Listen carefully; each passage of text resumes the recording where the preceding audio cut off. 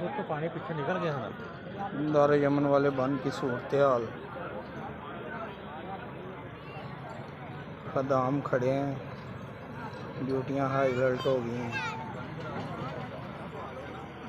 इस बंद से दार यमन को ख़तरा है।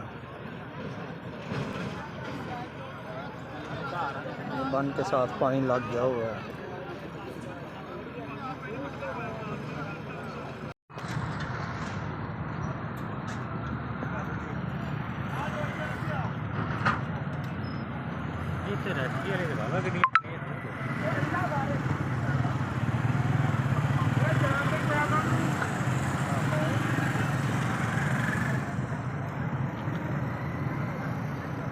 इधर से बंद के साथ पानी बिल्कुल लग गया है। इस साइड वाली, ये वाली साइड दारुल नसर को ख़तरा है। बिल्कुल बंद के साथ लग गया, 3-3 फुट ऊपर आ गया, यानी कि बंद के साथ ना तकरीबन 8-9 फुट का फासला है।